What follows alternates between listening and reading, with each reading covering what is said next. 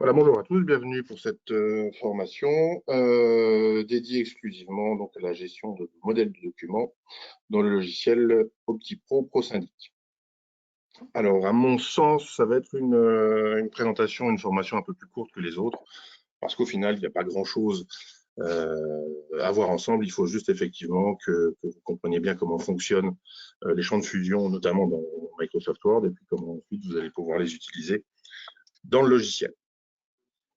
Donc, la première chose dont on doit parler, c'est de définir ce qu'est réellement un champ de fusion au sens Word du terme. Donc, on va ouvrir Microsoft Word, ici, et puis je vais commencer par faire un document complètement vierge. Voilà. Donc, c'est la manière à procéder pour créer vos premiers documents. Vous faites un modèle vierge, et puis ici, on va mettre un modèle de document pour formation. Alors, ce qu'il va falloir que vous fassiez, c'est d'intégrer des fusions que le logiciel OptiPro sera en mesure de reconnaître et de pouvoir remplacer par les bonnes valeurs. C'est-à-dire, par exemple, un champ de fusion, c'est un code, on va dire un copropriétaire-nom. Donc, c'est le code qui définit le nom du copropriétaire. Et donc, si vous le saisissez correctement dans Word, OptiPro, lorsque vous allez générer un document, va être capable de le remplacer par le nom réel du copropriétaire que vous avez saisi dans le logiciel. Alors, c'est le seul moment un petit peu technique, mais il faut y passer pour que vous compreniez bien comment définir un champ de fusion dans Microsoft Word. Alors, on va se mettre ici, par exemple, ceci est le champ de fusion copropriétaire, non, 2 points. Donc, vous placez votre curseur où vous le souhaitez. Ensuite, vous allez dans Insertion. Donc, cette manipulation-là, je vais la répéter plusieurs fois pour que vous l'imprégniez bien, parce qu'effectivement, il n'y a que cette façon-là pour intégrer des vrais champs de fusion dans les documents. Donc, vous cliquez sur Insertion dans le menu tout en haut, et puis ensuite, vous allez dans le menu Quick Part, ici. Et dans le menu Quick Part, vous cliquez sur Champ. De là, vous avez une boîte de dialogue qui s'affiche. Sur la gauche, vous avez une liste. Il faut que vous cliquiez sur Champ Fusion, ici. Une fois que vous avez cliqué sur Champ Fusion, dans le nom du champ, vous allez taper le nom du champ de fusion que vous souhaitez utiliser. Alors, OptiPro est livré avec une liste de champs de fusion qui vous est communiquée, donc on va regarder ça tout à l'heure.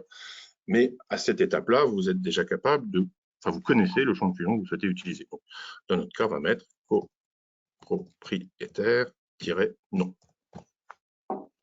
Et on clique sur OK. Tout simplement. Donc, ce que vous voyez à l'écran, alors je vais peut-être même agrandir un petit peu. Voilà, ce que vous voyez à l'écran, effectivement, c'est le mot copropriétaire-nom entouré par des cotes. Donc ça veut dire que c'est un vrai champ de fusion. On peut aller le modifier, mais Microsoft Word l'a reconnu comme un champ de fusion à part entière.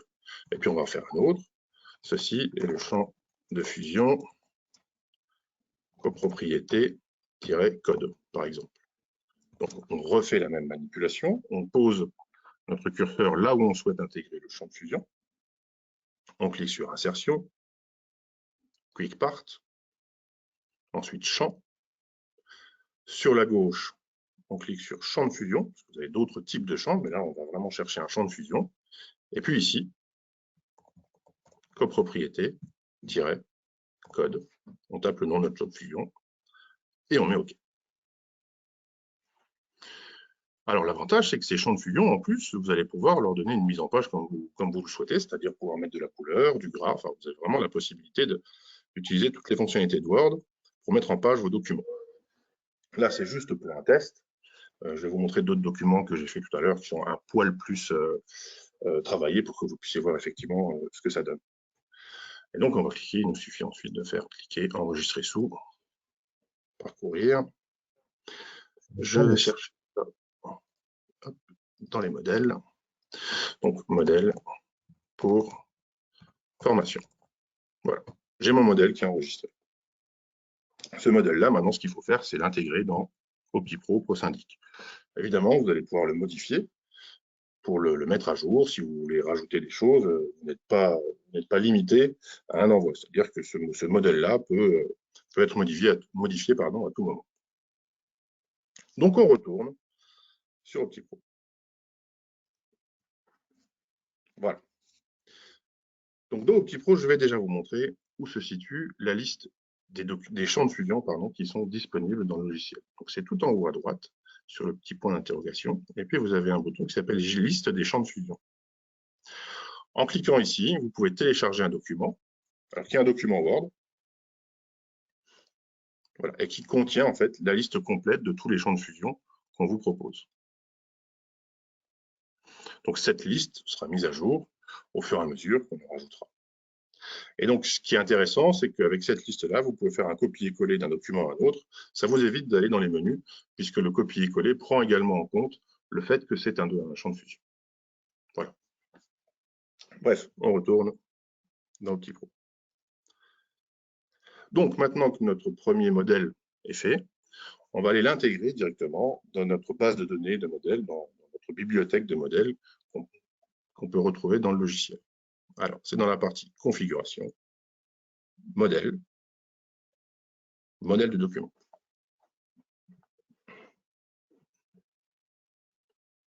Donc ici, vous avez trié par type les différents modèles de documents que vous allez pouvoir intégrer au soft. Vous pouvez en intégrer autant que vous le souhaitez pour tous les types que vous souhaitez. Donc le premier type, sur le premier onglet, ce sont les courriers libres qui, eux, peuvent être envoyés directement, librement, sans être liés à un autre type de document. On verra ça tout à l'heure. Et puis ensuite, vous pouvez envoyer des courriers d'accompagnement pour les décomptes, pour les documents de clôture, pour les convocations d'AG, pour les documents d'appel de fonds, etc., etc. Là, dans un premier temps, on va travailler sur les courriers libres. Alors, j'en ai déjà créé 3, donc on va en rajouter un 4e. Donc, pour ajouter le document qu'on vient de créer, il suffit simplement de cliquer sur « Ajouter un nouveau modèle » en haut à droite. Et je vais aller chercher le modèle pour formation que je viens de créer. Je clique sur « Ouvrir ».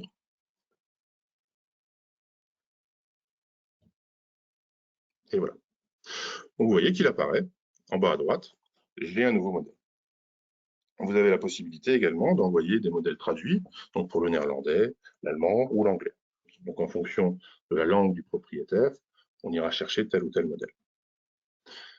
Uniquement pour les courriers libres, vous avez une manipulation supplémentaire à faire pour que ce modèle puisse apparaître dans le listing des courriers libres. Vous cliquez sur le bouton « Éditer le modèle ». Donc, en cliquant sur ce bouton-là, vous avez un autre menu qui apparaît. Vous allez pouvoir en plus aller chercher des champs de fusion, mais on verra ça plus tard. Et il faut absolument que vous cliquiez sur « Entité concernée », copropriétaire. Parce que vous pouvez faire des modèles pour les copropriétaires, mais également pour les fournisseurs. Donc ça, c'est uniquement pour les courriers libres. Pour les autres courriers, l'entité concernée se remplit automatiquement puisqu'on sait que c'est du copropriétaire. Dans les courriers libres, on vous donne le choix entre copropriétaire et fournisseur. Donc, tant que vous n'avez pas saisi copropriétaire, ce document-là n'apparaîtra pas dans le listing lorsque vous allez souhaiter l'éditer ou le générer, pardon. Le sujet, donc ceci est un test, et le corps, ceci est un test. On reviendra sur le sujet, le corps plus tard. Et on valide. On peut même également changer le nom, modèle, co-formation. Et je valide. Voilà, donc mon modèle pour formation est prêt. Donc, pour générer un courrier libre, il faut aller sur la page d'accueil et cliquer sur courrier.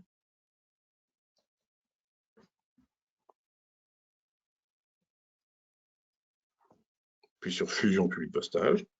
Et donc là, vous arrivez sur l'interface de génération. Alors, on va déjà parler un petit peu des listes de diffusion. Donc, par défaut, vous avez la possibilité d'aller choisir une liste de diffusion déjà prédéfinie. Donc, vous voyez que déjà, vous pouvez travailler en multi-copropriété ou aller choisir la copropriété que vous souhaitez. On va rester sur notre copropriété en cours. Ensuite, par défaut, on vous propose quelques listes de diffusion. Donc, les fournisseurs, le conseil syndical et les copropriétaires actifs. Donc, nous, on va utiliser les copropriétaires actifs. Donc, qu'est-ce qu'on entend par copropriétaires actifs? Vous savez bien, ce sont les copropriétaires qui ont un lot dans la résidence à la date du jour. Donc, on va chercher copropriétaires actifs. Et donc là, automatiquement, le logiciel vous sélectionne les 6 copropriétaires qui possèdent un lot à la date du jour. Donc ça, ce sont les listes de diffusion les plus communes. Vous avez également la possibilité vous-même de créer vos propres listes de diffusion. En cliquant sur Créer, modifier une liste de diffusion, pardon. Et donc là, vous avez un bouton qui s'appelle Ajouter ou supprimer des destinataires. Donc là, le logiciel vous reprend les copropriétaires actifs, les fournisseurs ou tous les copropriétaires, et puis vous êtes libre de cocher ce que vous souhaitez. Donc on va prendre uniquement, par exemple, les 3 là. Et puis on va cliquer sur Ajouter. Pardon. Et il suffit ensuite d'enregistrer cette liste. Par exemple, on va lui donner un nom, liste diffusion 2, enregistrer les modifications, et voilà. Donc j'ai une nouvelle liste de diffusion qui comprend uniquement ces 3 copropriétaires-là. Alors on en parlera en fin de formation, mais sachez que ce module-là va être amélioré. Vous aurez la possibilité directement depuis la fiche d'un copropriétaire de lui envoyer un courrier rien qu'à lui, sans être obligé de créer une liste de diffusion, parce qu'effectivement c'est pénible pour pas grand-chose. Donc il va y avoir beaucoup de facilité en plus sur ce menu-là. Peut-on sélectionner les propriétaires qui doivent encore recevoir leur compte, mais qui ne sont plus copropriétaires? Alors, il n'y a pas d'automatisme là-dessus, mais vous pouvez très bien créer une liste de diffusion concernant ces copropriétaires-là. Donc, j'ai ma liste de diffusion. Je clique sur Suivant. Là, le logiciel m'invite à choisir un modèle de document. Donc, il va aller chercher uniquement les modèles de documents libres que l'on a téléchargés dans le logiciel. Donc, par exemple, on va aller chercher modèle pour formation. Hop, voilà. Cette interface-là, on y reviendra tout à l'heure, j'en parlerai. Après, on va juste cliquer sur Suivant. Et donc là, la seule chose qu'il vous reste à faire, c'est de cliquer sur Générer. Et d'attendre. Donc le logiciel est en train de tout vous générer, tous les documents. Et donc, en cliquant sur tel ou tel courrier, d'ailleurs, on va faire tout imprimer, ce sera plus simple. Et donc là, vous voyez, bon, c'est un courrier extrêmement simple, mais on a bien effectivement, ceci est le champ de fusion copropriétaire nom. Donc on a bien le nom du propriétaire. Le champ de fusion copropriété code, on a bien le code de la copropriété en cours. À partir de ce moment-là, vous pouvez décider de valider ou non. Et donc, pour valider ou non, vous cliquez tout simplement sur supprimer les documents sélectionnés si ça ne vous convient pas. Sinon, ils seront enregistrés. Si vous cliquez sur terminer en bas à droite, ils seront enregistrés dans la GED des propriétaires. Donc là, on va cliquer sur supprimer les documents généraux. Voilà. Pour les sélections, peut-on envisager une diffusion par bâtiment ou clé de répartition, par exemple? Tout à fait. Donc ça va faire partie effectivement des facilités qu'on va vous proposer. Donc dans les sélecteurs, vous allez pouvoir choisir tel ou tel bâtiment ou telle clé de répartition. Et donc si vous choisissez par exemple la clé 1, bah, le logiciel va vous précocher les copropriétaires qui ont un lot dans cette clé à la date du jour, toujours. Voilà, donc ça, effectivement, M. Hélène, c'est ce qui va arriver bientôt. C'est ce genre de helper, de facilité qu'on va vous proposer rapidement dans ce menu-là. Et d'ailleurs, pour être tout à fait complet, on va également, dans ce menu-là, vous proposer un aiguillage vers les envois de mails. Donc, c'est-à-dire que vous ne serez plus obligé uniquement d'envoyer ça par courrier. Vous allez aussi avoir la possibilité d'envoyer une partie de ces documents par mail pour les propriétaires qui le désirent, et puis l'autre partie sur des courriers normaux. Donc, voilà comment fonctionne plus ou moins la gestion sur les courriers libres. Alors, je vais peut-être vous montrer quand même ce que j'avais fait avec un document un peu plus travaillé. Donc, j'avais travaillé sur celui-ci. Où est-ce qu'il est, ce GIS modèle 1? Voilà. Donc là, vous voyez, vous avez la possibilité, c'est très basique ce que j'ai fait, mais vous avez vraiment la possibilité de mettre en page vos courriers comme vous l'entendez. Donc là, on a une en-tête, on a la reprise de la copropriété, l'adresse du copropriétaire, et puis en dessous, ici, alors je ne sais pas si vous voyez, mais j'ai mis plusieurs signets, donc la date d'édition, le nom de la copropriété, le code IBAN par défaut de la copropriété, le solde à ce jour du copropriétaire, etc., etc. Donc là, on est quand même sur un modèle un petit peu plus évolué, donc on va voir ce que ça donne. Donc là, pareil, je pense que je vais aller chercher mes copropriétaires actifs. Voilà, suivant. Alors, le modèle. Je ne me souviens plus, je pense que ça doit être celui-ci. Oui. Et je génère.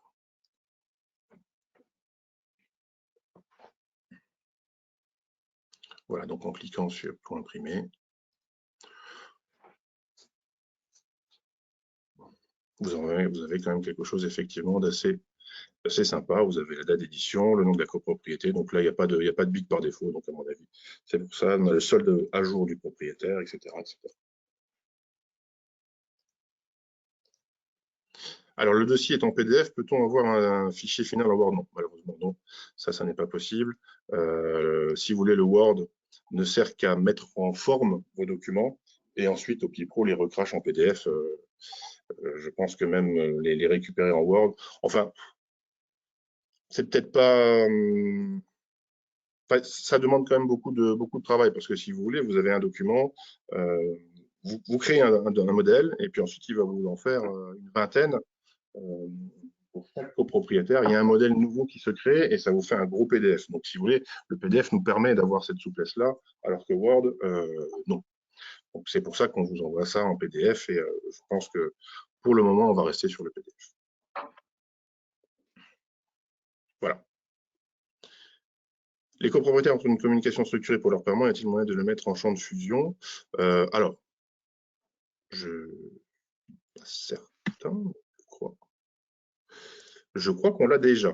Et alors, si on ne l'a pas sur la liste, à mon avis, c'est que c'est un oubli parce que j'ai souvenir d'avoir ajouté le VCS.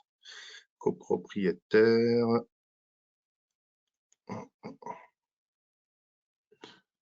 Ben non, vous voyez. Je vais regarder, mais effectivement, si le VCS n'est pas là, évidemment, on va le rajouter parce que c'est un champ qui est très utilisé, notamment en Belgique, mais il me semble qu'on l'a rajouté. Ça, je vais regarder. Il se peut que cette liste ne soit pas tout à fait à jour par rapport au champ de fusion qu'on vous propose. Est-ce maintenant possible que les documents puissent s'envoyer avec une autre adresse que ne pas répondre? Oui, oui, tout à fait. Donc, alors, c'est plus ne pas répondre, c'est no reply, mais maintenant, vous avez une interface complète de connexion avec Microsoft Exchange ou avec Gmail, ou si vous vous connectez, si vous vous interfacez avec le logiciel, tous les mails que vous envoyez depuis le logiciel seront envoyés depuis votre propre compte mail. Et donc, vous les retrouverez même dans votre client mail, dans votre boîte d'envoi. Donc là, effectivement, vous n'avez plus du tout de soucis de spam. Voilà. Donc ça, c'est pour les courriers libres. Je vais quand même terminer le point sur les courriers libres pour vous présenter deux champs de fusion qui sont un petit peu particuliers. Alors, ils se retrouvent ici. On va revenir sur notre document Word. Voilà. Donc ça, c'est le document que vous récupérez d'ailleurs par défaut dans le logiciel. Et il y a deux signets qui s'appellent modèle-titre et modèle-corps.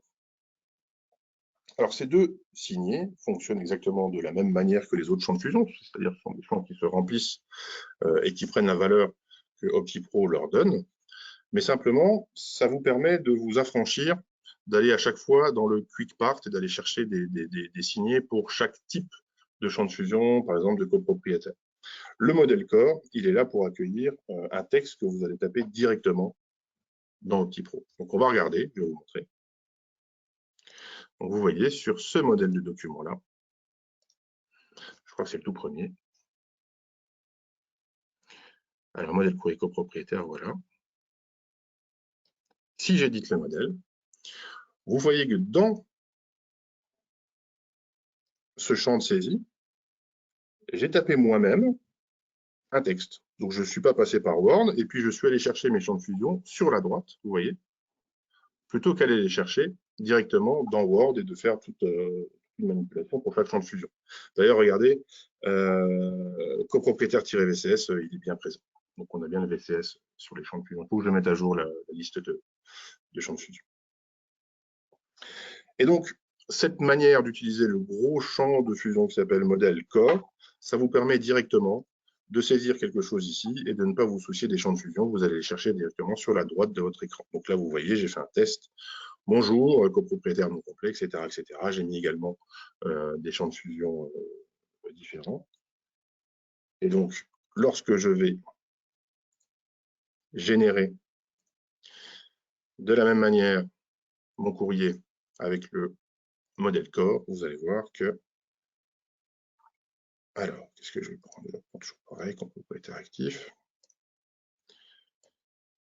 Je prends le modèle corps, ça doit être celui-ci.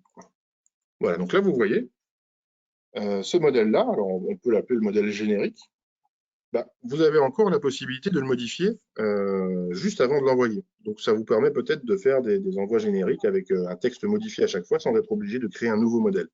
Et donc là, vous voyez que les champs de fusion sont directement dans le logiciel. On va même en rajouter un autre. Qu'est-ce qu'on va mettre par exemple? Bureau non complet. Voilà. Je le mets à la suite. Et puis je descends, et puis je vais chercher par exemple copropriété ville. Voilà. Donc là, vous allez directement cliquer sur la droite et vous les mettez dans votre texte. Donc ça vous permet de générer à chaque fois un texte différent. Et puis ensuite, vous cliquez tout simplement sur suivant. Et puis on génère.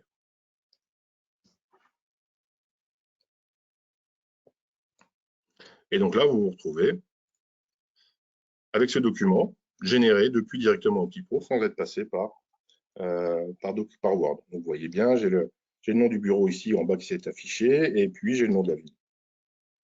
Alors, évidemment, sur ce type de document, si vous utilisez le champ de fusion modèle corps, vous avez beaucoup moins de possibilités de mise en page. Donc ça, on vous le conseille plus pour des modèles génériques. Si vous avez un modèle avec une belle en tête et puis vous mettez juste modèle corps au milieu, puis vous tapez ce que vous voulez quand vous avez un courrier à envoyer, ou si vraiment vous n'êtes pas à l'aise avec ce qu'on a vu tout à l'heure, donc l'insertion, le quick part, etc., vous pouvez utiliser le modèle qu'on vous fournit par défaut. Mais sachez que qualitativement parlant, c'est quand même plus juste de passer par Word et de gérer vraiment les champs de fusion par Word. Voilà. Le montant avance pour les provisions n'est plus disponible non plus. Alors, tous les signés comptables, j'y viens parce que là, on va parler des coûts et d'accompagnement. Ça va revenir. Pour l'instant, on a effectivement le solde du copropriétaire. Le montant avance, il y a quoi, le montant après répartition, tout ça, ça va arriver effectivement. Donc, sachez que les champs de fusion vont s'enrichir de semaine en semaine et on va vraiment vous proposer même plus de champs de fusion que vous aviez encore dans l'ancien logiciel. On ne sait pas mettre de logo avec cette option. Si vous mettez tout simplement un logo tout en haut à gauche sur votre document Word et puis ça fonctionne. Alors, comment utiliser sa police caractère habituelle? Vous le faites directement dans le document Word. Par contre, sur le PDF, on est quand même un petit peu plus limité. Donc, les polices de caractère un peu fantaisistes, il y a de fortes chances quand même que le PDF ne les reconnaisse pas. Voilà. Mais vous avez quand même une grande liberté de choix pour choisir vos différentes polices. Donc voilà. On va parler maintenant des courriers d'accompagnement qui, vous allez voir, fonctionnent de la même manière, mais qui vont se greffer à d'autres documents déjà générés. Alors, on va retourner dans les modèles. Et donc, de la même manière que j'ai intégré des documents libres, là, je clique sur le courrier accompagnement des comptes, par exemple. Et donc là, vous voyez que j'ai déjà un courrier d'accompagnement du compte qui est fait. Alors, si je clique dessus, il va s'ouvrir. Voilà, donc c'est un modèle que j'ai fait qui est aussi simple, qui vous permet juste de voir effectivement tout ce que vous pouvez récupérer. Et donc, dans ce modèle-là, pour les décomptes, il sera justement effectivement judicieux et intéressant d'utiliser les nouveaux champs de fusion qu'on va vous proposer, notamment le montant après répartition, donc le montant à la clôture. De toute façon, il est repris dans le décompte par la suite, mais si vous voulez le préciser sur la page de garde, vous aurez la possibilité de le faire. Alors, je ne vous l'ai pas dit, mais si vous voulez modifier un document, il suffit juste de cliquer ici sur ce petit bouton, le nuage avec la flèche vers le haut, et puis vous allez re-uploader, retélécharger, si vous voulez, le modèle que vous avez modifié, et il va remplacer celui qui est actuellement en ligne sur Optipro.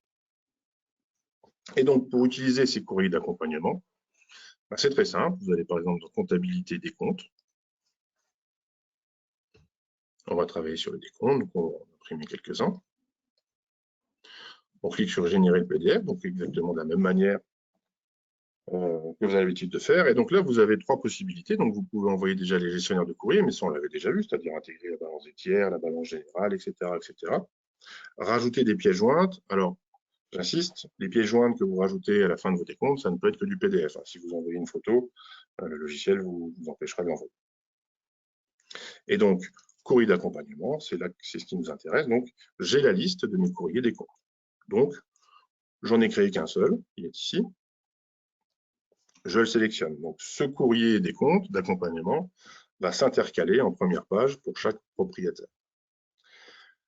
Je passe très rapidement sur le fait de cacher les en-têtes. Donc, cacher les en-têtes, ça veut dire simplement si votre courrier d'en-tête est un peu différent, votre courrier de garde, votre page de garde est un peu différent du courrier des décomptes, le fait de cacher les en-têtes, ça va juste cacher l'en-tête sur les autres pages, sur vos autres décomptes. Il n'y aura plus le logo, il n'y aura plus les informations sur la gauche. Ça vous permet d'avoir juste une en-tête au-dessus et puis de ne pas interférer avec une en-tête un peu différente qu'on vous propose dans les décomptes. Les courriers sont-ils liés aux copropriétés ou alors, ils sont communs à toutes. Mais après, vous pouvez effectivement vous organiser comme vous l'entendez, c'est-à-dire faire un courrier pour telle copropriété, mais les courriers sont communs à toutes les copropriétés. Si vous ajoutez le champ modèle corps dans votre document Word, vous avez votre layout et vous pouvez quand même ajouter quelque chose à votre modèle. Oui, tout à fait. C'est-à-dire que c'est exactement ça. Vous pouvez faire un modèle très travaillé, avec rien au milieu, juste le modèle corps, et puis donc ça vous permettra de pré-remplir tout ce que vous voulez directement depuis OptiPro sans être obligé de faire un nouveau modèle. Bref, donc là on est dans les décomptes, j'ai généré 2 décomptes, je demande mon courrier d'accompagnement, je le génère. Voilà, je prévisualise. Donc vous avez bien votre en-tête, avec les champs de fusion qui ont bien été récupérés, donc le nom du copropriétaire, etc., etc. Puis ensuite, tout de suite après, vous voyez, on a le courrier des comptes. Si on avait rajouté des balances, des bilans, etc., ça viendrait à la suite. Les pièces jointes également, puis ensuite on reprend avec un courrier d'accompagnement. De toute façon, bon, il n'y a rien de nouveau, hein, ceux qui ont l'ancien logiciel, ça fonctionnait déjà comme ça sur l'ancien logiciel. Voilà, là, on doit juste effectivement enrichir et vous proposer encore plus de champs de fusion. Ça, c'est sur quoi on est en train de travailler. Donc, si vous voulez, la base est prête. Donc, rajouter des champs de fusion, c'est pas compliqué, c'est juste faire des requêtes à droite à gauche, faire attention à ne pas envoyer des mauvais montants, notamment pour les champs de fusion comptables. C'est ceux qui sont les plus sensibles, parce qu'on n'a pas forcément tous les éléments pour un signé comptable. Par exemple, il faut qu'on s'arrête à la date du jour ou à la fin d'exercice en fonction des documents. Donc, c'est là-dessus qu'on doit être vigilant pour pas vous proposer des champs de fusion qui vous renverraient des montants qui sont erronés ou qui ne sont pas tout à fait cohérents par rapport à ce que vous voulez avoir. Ensuite, donc voilà, le courrier d'accompagnement, vous voyez comment il fonctionne. Et donc, pour l'instant, on le propose, je vais vous montrer.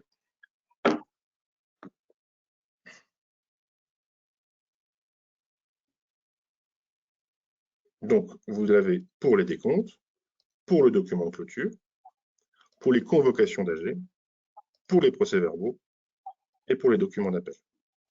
Le prochain courrier d'accompagnement qui va arriver, c'est celui pour les relances et les rappels. Donc, je pense en rajoutant les rappels, on a quasiment fait le tour de toute l'éditique possible d'OptiPro. Peut-être sur les situations de compte propriétaire, on va vous en proposer un par la suite. Mais voilà, l'essentiel, c'est que la base de travail est faite, c'est livré, et donc maintenant, effectivement, propager ça sur d'autres documents, c'est pas compliqué et ça va plus vite. On peut regarder, par exemple, sur une assemblée générale. Alors, on va prendre par exemple celle-ci. Alors, je lis un petit peu le chat. Sur les décomptes, est-ce possible d'avoir la situation du propriétaire en séparé et non en bas à droite de chaque page, car problème de compréhension. Je ne vois pas trop ce que vous voulez dire. Donc, normalement, la situation du compte du propriétaire arrive en bas de page, enfin en bas de décompte, un petit peu comme c'était dans l'ancien soft. Et on ne vous permet pas de l'afficher quand vous faites un décompte par lot, parce que forcément, une situation de compte ne se fait pas par lot, elle se fait par copropriétaire. Donc, répéter à chaque fois une situation de compte sur un décompte par lot, ça n'a pas de sens. Donc, ce qu'on peut peut-être envisager, mais ça, on va le faire certainement au mois de mars, mais pas avant, c'est d'avoir une seule situation de compte tout en bas sur le dernier décompte du propriétaire quand vous décidez de faire un décompte par lot. Mais pour l'instant, on n'y est pas encore. En faisant le décompte trimestriel, je n'ai pas accès à la lettre d'accompagnement. Si je choisissais tous les copropriétaires, j'ai dû le faire par propriétaire. La lettre d'accompagnement, si vous générez ça depuis les bordereaux, il faut que vous fassiez un document d'appel et pas un document de décompte. Alors, est-il possible d'améliorer le modèle mail car on est un peu pauvre à ce niveau? Tout à fait. Donc, la première chose qu'on va faire pour les mails, c'est vous permettre de configurer la signature. D'ailleurs, effectivement, les champs de fusion, vous allez avoir tous les champs de fusion qui sont propres à l'utilisateur en cours, c'est-à-dire que vous allez pouvoir signer par votre nom, mettre votre propre adresse mail, votre numéro de ligne direct si vous souhaitez au bas des courriers. Ça, c'est des champs de fusion qui vont arriver bientôt. Et pour les mails, c'est la même chose. C'est-à-dire qu'on va développer les modèles de mail un petit peu de la même manière que les documents de fusion, sauf qu'on ne va pas passer par Word.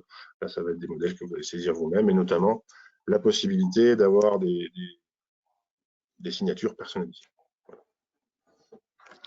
Alors, donc, je reviens un petit peu juste sur mon AG pour terminer.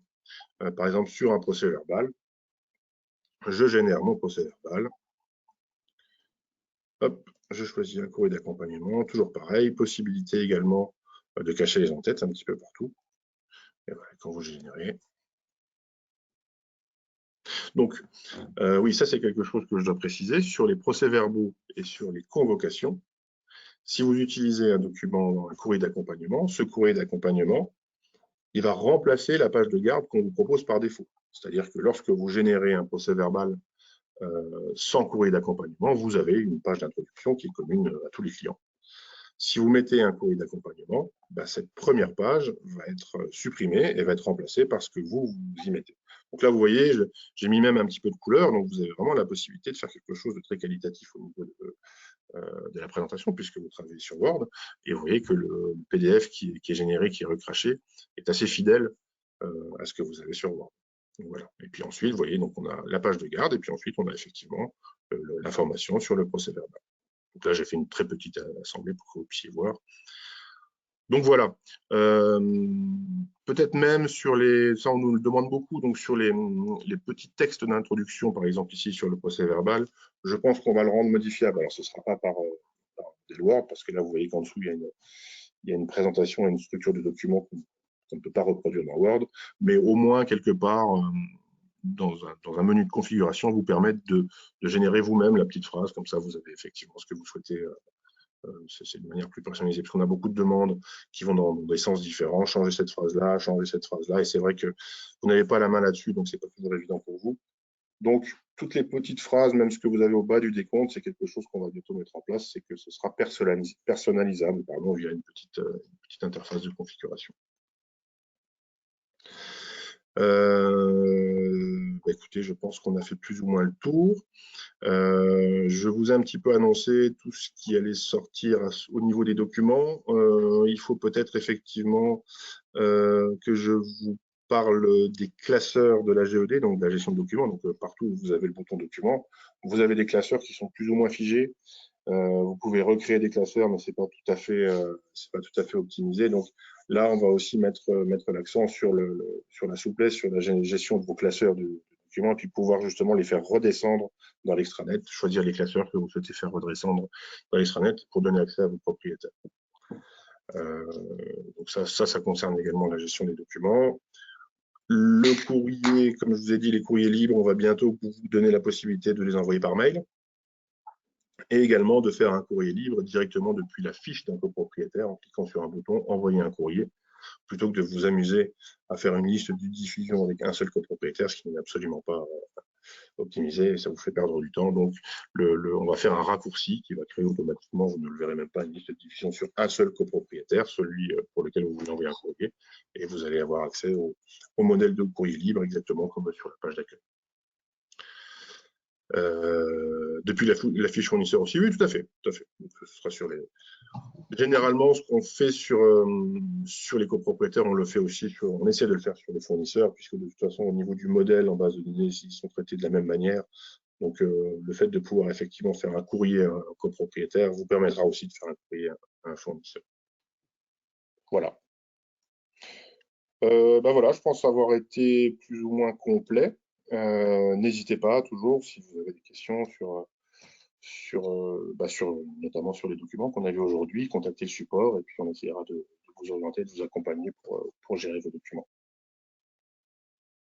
Voilà, je vous remercie beaucoup pour votre attention et puis comme d'habitude, je pense qu'il y aura de nouvelles formations, de nouveaux webinaires qui vont arriver au cours de l'année. On va reprendre un rythme certainement où on vous présente de manière régulière les nouveautés du logiciel parce que effectivement, même si on communique par mail et même si on met à jour les notes de version, on se rend compte quand même que c'est beaucoup plus efficace de vous présenter ça directement de manière interactive pendant une heure. Ça vous permet d'avoir une vue un petit peu plus générale de toutes les nouveautés du logiciel. Voilà, merci beaucoup à vous et puis je vous souhaite une excellente journée et je vous dis à bientôt. Au revoir.